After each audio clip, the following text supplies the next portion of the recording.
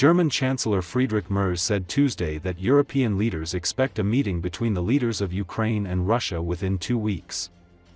Putin thinks it right to link this meeting to preconditions that are completely unacceptable from Ukraine's point of view, from ours and from mine personally, so there seems once again to be a delaying strategy on the Russian side, Merz told reporters in Berlin. If there isn't such a meeting as agreed between Trump and Putin, then the ball is back in our court, I mean the Europeans and Americans, Merz added. We would then discuss this again. President Trump offered then to invite to a trilateral meeting, a meeting between him, Putin and Zelensky, that would then, so to speak, be the logical next step, that would have to follow if this meeting that was actually agreed within 2 weeks doesn't happen. According to Associated Press, Merz spoke alongside Canadian Prime Minister Mark Carney, who visited Kiev on Sunday. Zelensky reiterated that he's willing to meet President Putin anywhere neutral. In other words, he doesn't expect President Putin to come to Kiev and he doesn't plan to go to Moscow for that meeting, Carney said. But anywhere else is fair game. A week ago, Trump said he had set in motion arrangements for direct peace talks between Russian President Vladimir Putin and Zelensky. Russian officials have however signaled that such a summit won't happen anytime soon. Trump said Friday he expects to decide on next steps in 2 weeks if direct talks aren't scheduled.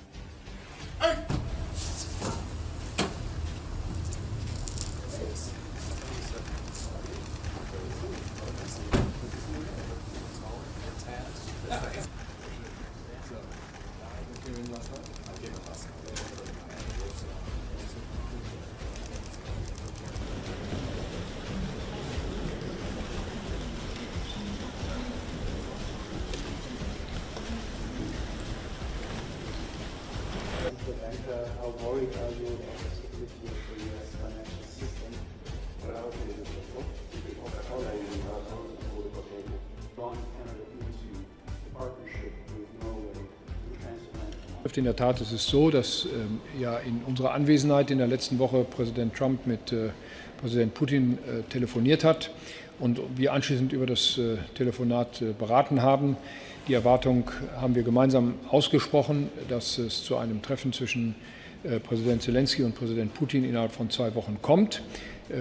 Putin hält es für richtig, dieses Treffen an Vorbedingungen zu knüpfen, die aus der Sicht der Ukraine, auch aus unserer, auch aus meiner persönlichen Sicht völlig inakzeptabel sind. Insofern scheint es hier wieder erneut eine Verzögerungsstrategie auf der russischen Seite zu geben. Wenn es zu einem solchen Treffen nicht kommt, wie zwischen Trump und Putin vereinbart, dann liegt der Ball wieder bei uns. Ich meine damit bei den Europäern und bei den Amerikanern. Wir werden dann erneut darüber beraten. Präsident Trump hat angeboten, dann zu einem trilateralen Gespräch einzuladen, also zu einem Gespräch zwischen ihm, Putin und Zelensky. Das wäre dann sozusagen der logische nächste Schritt, der folgen müsste, wenn es zu diesem eigentlich vereinbarten Treffen innerhalb von 2 Wochen nicht kommt.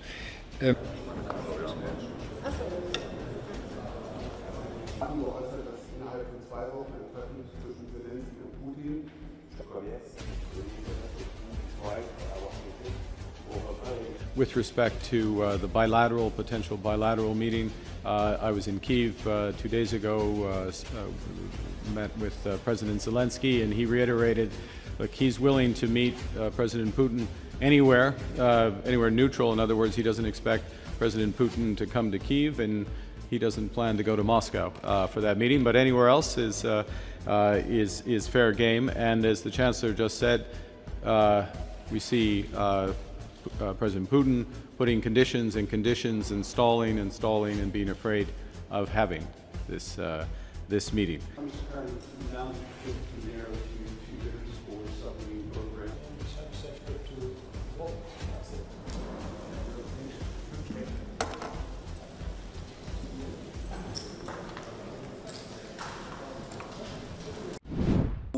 Norway's multi-billion-dollar military and civilian support for Ukraine's fight to defeat Russia's invasion will stretch into next year, Norwegian Prime Minister Jonas Gahr Støre said Monday during a visit to Kiev, as uncertainty surrounds US-led efforts to secure a peace settlement. According to Associated Press, Støre, whose country borders Russia, told a news conference with Ukrainian President Volodymyr Zelensky that Ukraine is defending a critical principle on the European level by refusing to accept Russia's seizure of territory. A stream of high-ranking visitors to Kyiv in recent days reflects concerns around the US-led peace drive, as President Donald Trump weighs how to proceed with no sign of a breakthrough.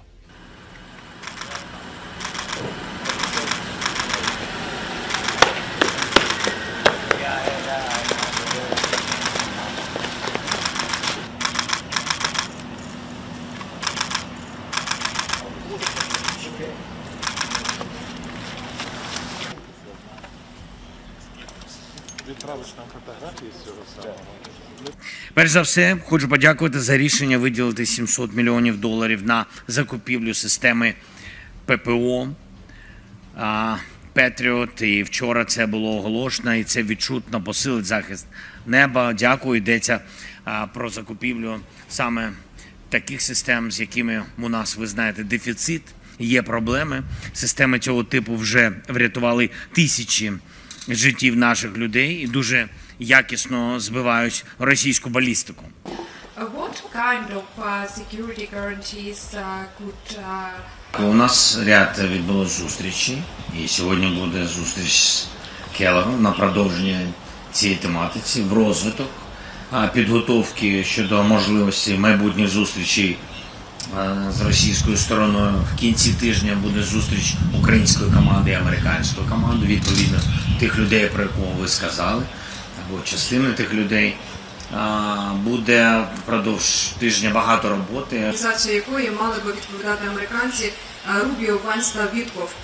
Чи є деталі? There is discussions among your partners on reliable security guarantees that can enter into force after there is a fair and lasting peace, so that Ukraine can avoid having another aggression coming at its people.